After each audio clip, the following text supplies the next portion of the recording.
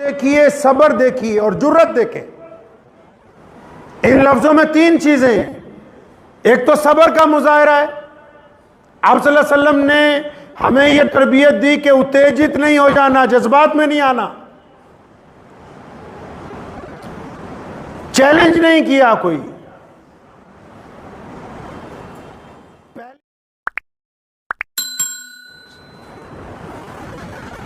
بسم اللہ الرحمن الرحیم۔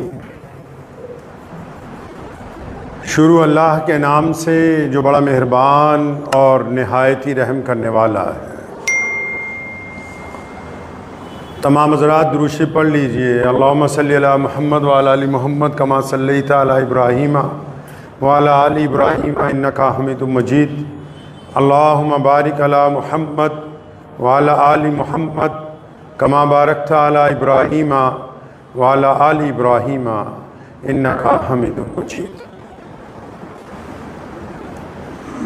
ہمارے پیارے نبی حضرت محمد رسول اللہ صلی اللہ تعالیٰ علیہ وسلم ہجرت جب ہوئی مکے سے مدینہ کے لیے تو چند دن پہلے وہ بیت اللہ میں تشریف لے گئے، اور خانہ کعبہ کی چابی جس بندے کے پاس ہے اس کا نام عثمان بن طلحہ ہے۔ تو نبی علیہ السلام نے اسے کہا کہ بیت اللہ کی چابی دو تاکہ میں 2 نفل نماز بیت اللہ میں پڑھ لوں۔ تو آگے سے اس نے سخت بات کہی۔ تو اس نے کہا کہ اگر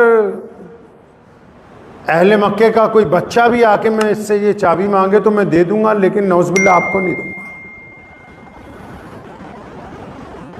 تو نبی علیہ السلام نے عثمان بن طلحہ کو یہ نہیں کہا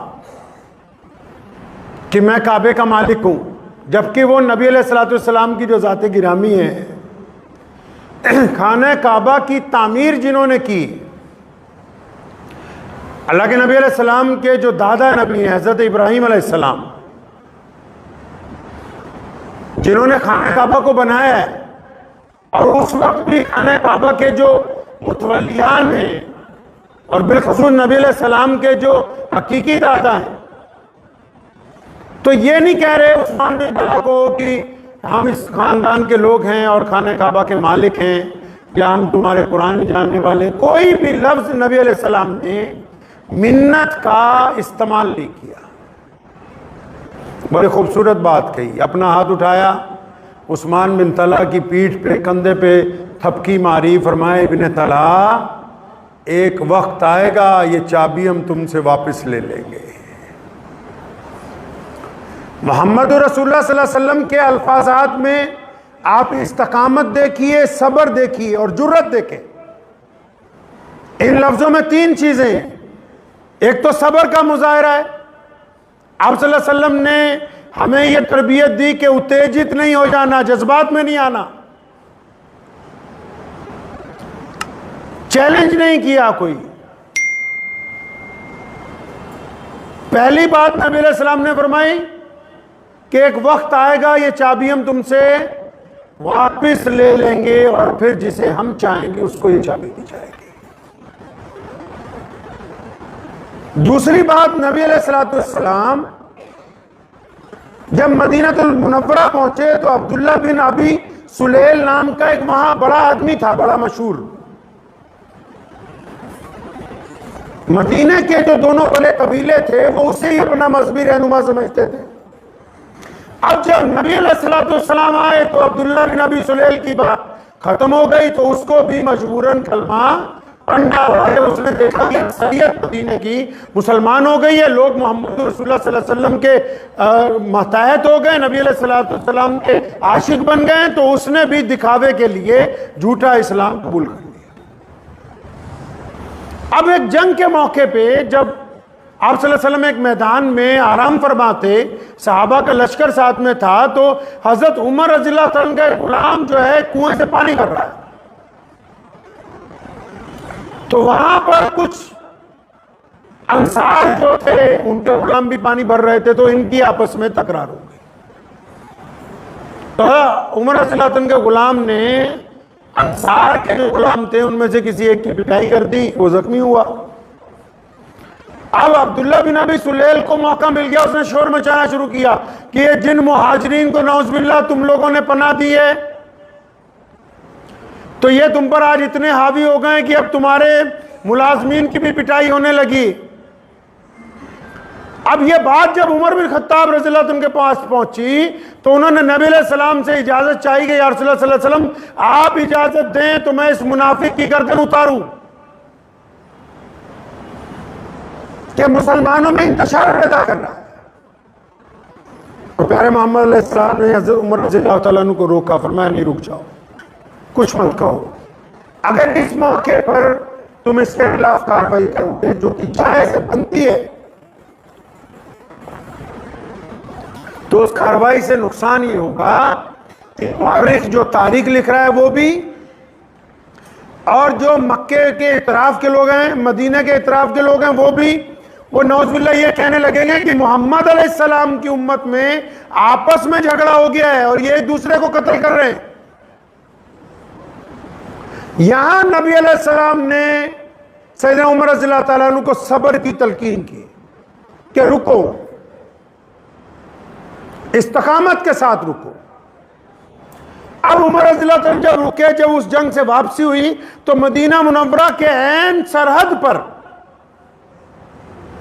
اللہ تعالیٰ نے جو آیات نازل کی ہیں کہ یہ جو لوگ نعوذ باللہ یہ کہتے ہیں کہ یہ عزت دار نہیں تھے اور ہم نے ان کو پناہ دی مدینے میں، تو یہ کان کھول کے سنیں کہ عزتیں تو ساری اللہ کے لیے، محمد الرسول اللہ کے لیے اور اہل ایمان کے لیے۔ اب عبداللہ بن ابی سلیل کا جو بیٹا تھا اس کا نام بھی عبداللہ تھا، عبداللہ بن عبداللہ، وہ اتنا بڑا عاشق تھا، اتنا زبردست صحابی تھا نبی علیہ السلام کا۔ اس کو جب یہ قصہ پتہ لگا کہ میرے والد نے نعوذ باللہ مسلمانوں میں انتشار پھیلانے کی کوشش کی، نعوذ باللہ نبی علیہ السلام کے خلاف سازش کی کوشش کی، تو وہ مدینے کی سرحد پہ کھڑا ہو گیا تلوار لے کے، اور اس نے اپنے والد کو روکا کہ ابھی اسی مجمع میں نبی علیہ السلام سے اور صحابہ سے معافی مانگو، اگر تم معافی نہیں مانگتے تو میں تمہیں مدینہ المنورہ میں داخل ہونے نہیں دوں گا۔ اب نبی علیہ السلام نے عمر رضی اللہ تعالیٰ عنہ کو کہا کہ عمر یہ بتاؤ، وہ زیادہ بہتر تھا، یعنی جب تم اس کو مارنے جا رہے تھے وہ زیادہ بہتر تھا، یہ بات زیادہ بہتر ہے کہ نہیں یا رسول اللہ صلی اللہ علیہ وسلم؟ وہ یہ زیادہ بہتر ہے، کیونکہ اگر وہاں اس وقت میں کارروائی کرتا تو انتشار پھیلنے کا خطرہ تھا، آج خود اس کا بیٹا اس کے خلاف کارروائی کر رہا ہے تو انتشار بھی ختم ہو گیا، فتنہ بھی ختم ہو گیا، اور اللہ تعالیٰ نے ہم کو فتح بھی عطا فرما دی۔ اسی طرح نبی علیہ السلام 1400 صحابہ کے ساتھ جب مدینہ سے عمرہ کرنے کے لیے مکہ المکرمہ کی طرف نکلے تو راستے میں ابو جہل نے، مکے کے تمام لوگوں نے روک دیا ان کو طاقت کے بل پر کہ ہم آپ کو عمرہ نہیں کرنے دیں۔ تو چنانچہ ہوا یہ کہ ایک موقع ایسا آیا کہ ایک معاہدہ نامہ لکھا گیا جس کو صلح حدیبیہ کے نام سے اسلام میں یاد کرتے ہیں۔ اب یہ حدیبیہ کی صلح کیا ہے؟ اس میں ایک معاہدہ ہوا 1 سال کے لیے یا اس سے زائد وقت کے لیے کہ مسلمان اور کفار مکہ اس دوران آپس میں ایک دوسرے پر حملہ نہیں کریں گے، حتیٰ کہ اس معاہدے میں مسلمانوں کے ساتھ زیادتی بھی ہوئی۔ وہ زیادتی یہ ہوئی کہ اہل مکہ نے اس میں یہ لکھوا دیا کہ مکے میں مدینے کے لوگ روکیں گے۔ اس زیادتی کے باوجود نبی علیہ السلام نے اس معاہدے کو قبول کر لیا جس میں یہ بات تھی کہ 1-1.5 سال تک کوئی جنگ نہیں ہوگی، آپس میں کوئی ایک دوسرے کے خلاف کارروائی نہیں ہوگی۔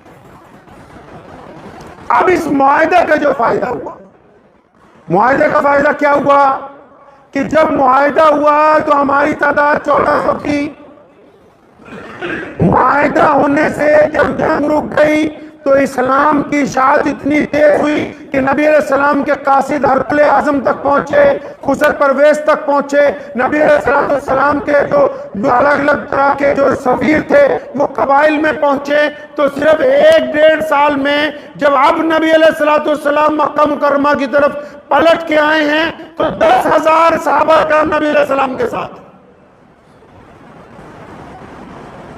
یہ 3 واقعات ترتیب سے جو میں نے آپ کو سنائے، عبداللہ بن ابی سلیل کی جو بدماشی ہے اس کے سامنے نبی علیہ السلام نے صبر اور استقامت سے جو جرت کا مظاہرہ کیا، یعنی ایک طرف دشمن جنگ کے لیے تیار ہے، ایک طرف منافقت کر رہے ہیں، تو نبی علیہ السلام نے نہ میدان چھوڑا، نہ منافقت کو فتنہ پھیلانے کی اجازت دی۔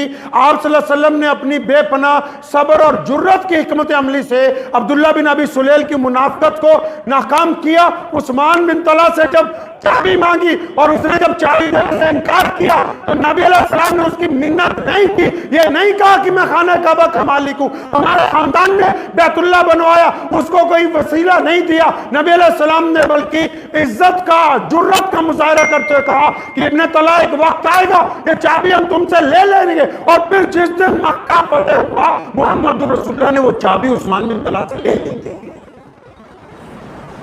اور صلح حدیبیہ میں جب نبی علیہ السلام کے ساتھ زیادتی کی گئی جس صلح کے اندر، وہاں نبی علیہ السلام نے جرت دکھائی، آپ صلی اللہ علیہ وسلم نے صبر اور عظمت کا مظاہرہ دکھایا۔ اور کیا مکہ کا کفار آ گیا اس بات پر کہ معاہدہ نامے میں محمد رسول اللہ نہیں لکھیں گے، محمد بن عبداللہ لکھیں گے۔ نبی علیہ السلام نے کہا کہ جو لکھنا ہے لکھو، پہلے معاہدہ پورا کرو۔ اور وہی لوگ جو کل تک کہتے تھے نعوذ باللہ کہ محمد رسول اللہ صلی اللہ علیہ وسلم معاہدے میں نہیں لکھیں گے، جس دن مکہ فتح ہوا ہے محمد رسول اللہ زندہ باد کے نعرہ لگانے والے لوگ ان میں سب سے اگلی صف کے اندر موجود ہیں۔